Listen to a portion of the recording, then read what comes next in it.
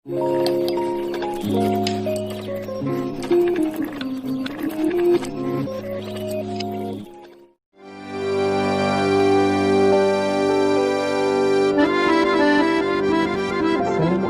dan selamat datang ke saluran dokumentari majalah 4E. Saya, Iqbal Amirul Syah bin Nazaruddin bersama rakan-rakan saya akan menemani anda selama 15 minit anda menonton video ini. Kali ini kita akan menyaksikan sebuah karya masakan yang dikatakan oleh chef terkenal dunia Anthony Bourdain sebagai salah satu juadah yang paling sedap dan luar biasa di dunia. Percaya atau tidak, juadah ini adalah salah satu juadah tradisional di Malaysia. Apakah dia juadah tersebut? Teruskan bersama kami di majalah 4E untuk ketahui dengan lebih lanjut. Inilah dia juadah yang kita katakan tadi. Ini adalah laksa, makanan yang mempunyai pelbagai perisa. Sebelum kita melihat dengan lebih lanjut mengenai laksa, tahukah anda daripada mana asalnya juadah ini? Juadah ini mempunyai sejarahnya yang tersendiri. Asal-usul laksa bermula ketika China pertama kali mengunjungi Kepulauan Melayu pada awal abad ke-15. Mereka mula jatuh cinta dengan penduduk setempat. Perkahwinan antara pedagang Cina dengan penduduk setempat telah menciptakan sebuah komuniti yang unik. Keturunan ini dikenali sebagai peranakan di Malaysia, tetapi dikenali sebagai Kiau Seng di Indonesia. Isteri para pedagang mula menambah perisa mereka sendiri dalam sup tradisional Cina dan kemudiannya melahirkan laksa. Nama laksa ini diambil daripada bahasa Sanskrit iaitu laksha yang bermaksud 10,000. Ianya adalah sebagai kiasan untuk menunjukkan bahawa betapa banyaknya bahan yang dimasukkan untuk menciptakan laksa. Sekarang anda semua sudah tahu mengenai asal-usul makanan tradisional iaitu laksa ini. Maukah anda semua ketahui cara memasak laksa ini?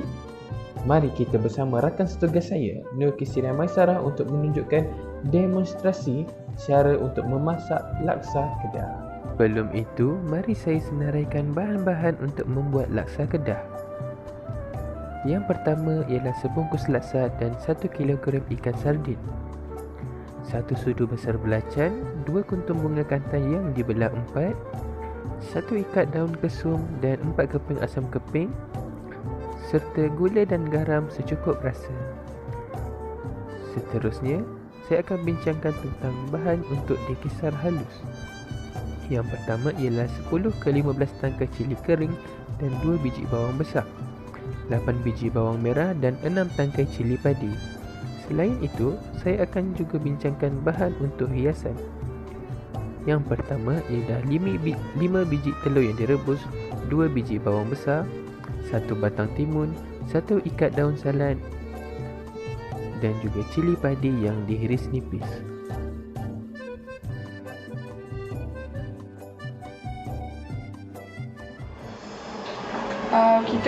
Untuk kuah laksa, kita menggunakan ikan sardin yang telah dibersihkan lebih kurang 1 kilogram. Jadi kita akan letakkan ikan sardin ke dalam air untuk direbus.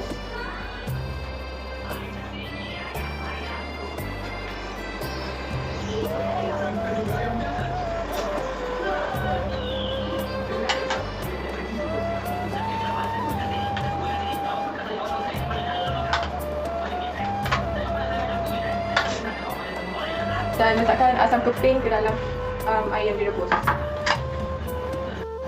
Ikan direbus dalam anggaran 10 minit.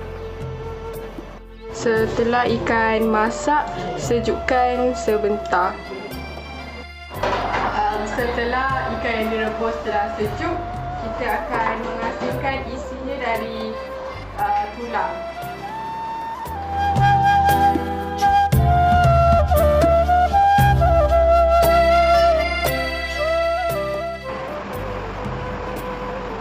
Seterusnya kita potong kasar bawang sebanyak 2 biji dan juga lebih kurang 10 tangkai cili api.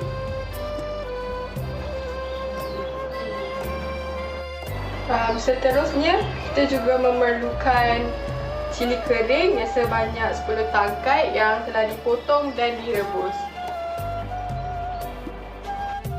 Kemudian kita masukkan bahan-bahan yang telah dipotong tadi ke dalam pengisar.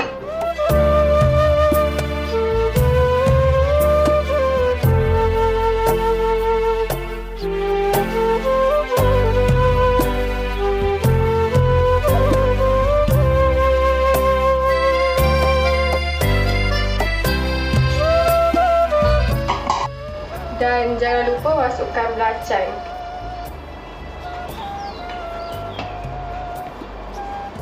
Kita masukkan air rebusan ikan tadi.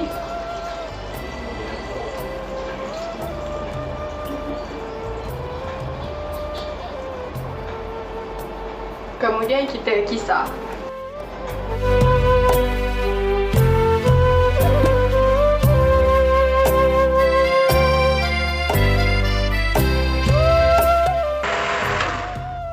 Setelah kita asingkan isi ikan daripada tulang, kita kisarkan.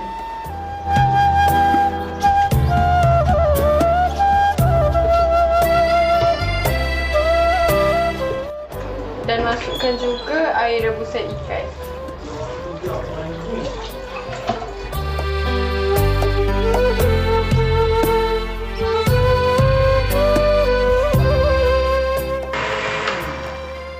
Setelah semua bahan dikisar, kita masukkan ikan yang telah dikisar dalam periuk.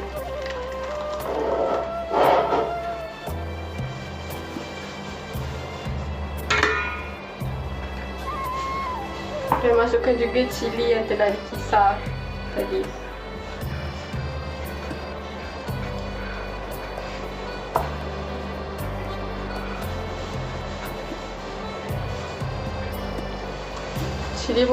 Cili boleh ditambah jika anda mahukan laksa pedas.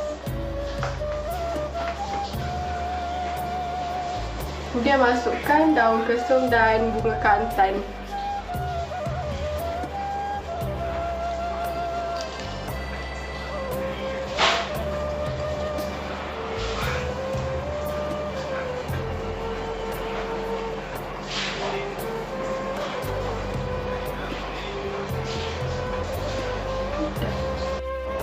Kemudian masukkan air.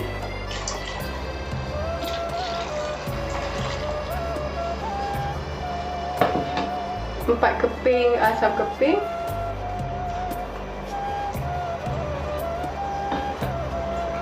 Dan juga 2 sudu garam.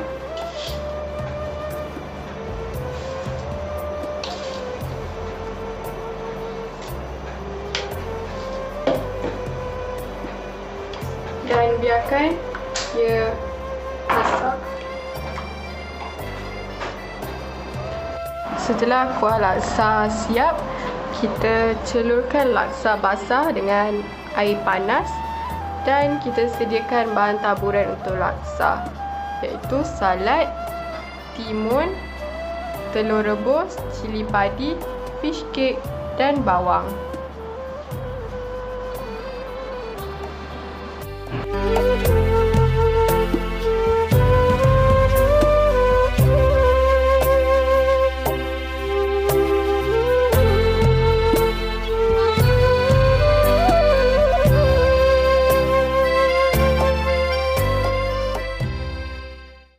Terima kasih Nur Kristina Masar di atas demonstrasi sebentar tadi.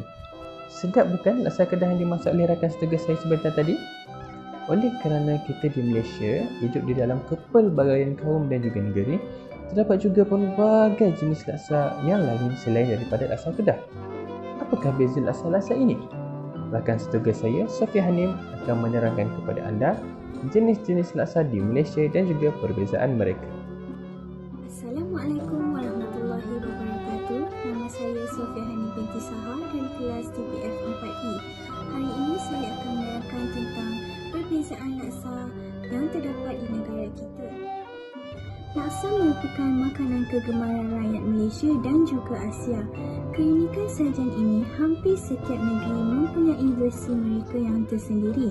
Singapura juga mempunyai versi laksa mereka yang tersendiri. Ada yang hampir sama, ada juga yang berbeza sedikit. Apapun, setiap jenis laksa mempunyai keunikan mereka yang tersendiri. Pada Terdapat pelbagai jenis laksa di Malaysia. Antara laksa yang paling terkenal di Malaysia ialah laksa Penang dan juga asam laksa, sehingga ia diiktirafkan sebagai 10 makanan terbaik di dunia. Gabungan rasa masam, manis dan juga pedas membuatkan selera kita terbuka luas. Pada hari ini, saya akan berkongsi dengan anda semua jenis-jenis laksa yang terdapat di Malaysia. Laksa yang pertama ialah laksa asam laksa ataupun laksa Penang. Ia berasal daripada Pulau Pinang. Kuahnya agak sedikit cair tetapi padat dengan rasa apabila dicampurkan dengan timun, bawang, daun salad dan juga nanas. Ia akan membuatkan anda mengidam lagi. Laksa seterusnya ialah laksa Kuala Perlis. Kuahnya agak pekat berbanding dengan laksa Penang dan ia juga tidak meletakkan nanas di dalam laksa tersebut. Tetapi rasanya sangat lazat. Ramai orang sanggup pergi ke Kuala Perlis semata-mata untuk merasakan kelezatan laksa ini. Seterusnya ialah laksam. Laksam ini berasal daripada Kelantan. Kuahnya sedikit pekat dan keunikan laksam ini ialah menggunakan golongan tepung beras yang dimasak sendiri di rumah. Untuk membuat laksam ini, ia memerlukan kemahiran. Di Kelantan juga mempunyai laksa Kelantan, di mana laksa yang digunakan ialah laksa beras. Selain itu, laksa Terengganu ataupun laksa kuah putih. Kuahnya sedikit cair berbanding laksam dan juga laksa Kelantan. Ia menggunakan laksa beras. Kebiasaannya, laksa kuah putih ini disajikan dengan sambal merah. Laksa Sarawak. Laksa ini sedikit berbeza kerana mempunyai makanan laut yang sinonim dengan orang Sarawak yang menggembarkan makanan laut. Mi yang digunakan ialah mi kuning dan kuahnya seperti kuah kari tetapi sedikit berbeza. Laksa Johor. Laksa ini sangat unik kerana menggunakan spaghetti dan kuahnya seakan-akan bolognese. Ia juga dilengkapi dengan timun, bawang, telur, tauge, lobak masin dan juga sambal merah. Kari laksa. Kari laksa berasal daripada negeri Melaka dan juga dikenali sebagai laksa nyonya. Ia menggunakan mi dan kuahnya sangat berlemak dan pedas. Tahu kering, ayam, tauge dan telur menjadi pelengkap hidangan ini. Akhir sekali ialah laksa Singapura. Laksa ini seakan-akan dengan laksa nyonya tetapi ia mempunyai keunikan tersendiri. Laksa ini dilengkapi dengan sayur, tahu kering dan juga sambal. Kuahnya yang sangat berkrim dan berlemak membuatkan laksa itu menjadi lebih enak. Sangat hebat negara kita ini. Satu jenis juadah mempunyai variety yang pelbagai di negeri masing-masing.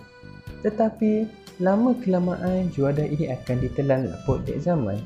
Seperti yang kita lihat sekarang ini, negara kita telah maju dalam pelbagai bidang termasuk pemakanan. Oleh itu, wujudnya pembaharuan di dalam laksa tradisional ini. Rakan setugas saya Siti Aisyah akan menerangkan kepada anda tentang inovasi baru laksa yang terkini serta memberikan perbezaan di antara mi yang digunakan di dalam laksa. Assalamualaikum dan selamat sejahtera. Nama saya Siti Aisyah binti Iskak dan hari ini saya akan menceritakan tentang mi laksa yang diguna pakai untuk membuat laksa. Mi yang pertama ialah mi laksa beras. Mi laksa beras selalunya diguna pakai di dalam laksa Penang, laksa Kedah dan juga laksa Kuala Perlis. Mi ini boleh didapati di kedai ataupun anda boleh membuatnya sendiri di rumah. Bahan-bahan yang anda perlu untuk membuatnya ialah tepung gandum, tepung ubi, tepung jagung dan juga air ataupun air panas dan air sejuk. Seterusnya kita ada mihun. Mihun atau lebih dikenali sebagai mi kurus. Selalunya mihun ini diguna pakai dalam laksa Sarawak. Anda boleh mendapati mihun ini di kedai. Selalunya orang tidak akan membuat mihun ini di rumah, tetapi mereka akan membeli mihun ini di kedai. Seterusnya ialah mi laksam. Mi laksam selalunya diguna pakai oleh laksam Kelantan dan laksam Terengganu. Selalunya mi laksam tidak dijual di kedai. Bahan-bahan untuk membuat mi laksam adalah mudah. anda hanya memerlukan tepung beras, tepung ubi dan juga tepung gandum dan juga sedikit air. Akhirnya ialah laksa spaghetti. Laksa spaghetti berasal daripada laksa Johor. Laksa spaghetti memainkan peranan yang penting dalam hidangan laksa Johor. Tanpa laksa spaghetti, laksa Johor akan berasa tidak sedap dan ia juga akan menjadi sama seperti laksa-laksa yang lain. Mi laksa spaghetti ini boleh didapati di kedai-kedai yang berhampiran.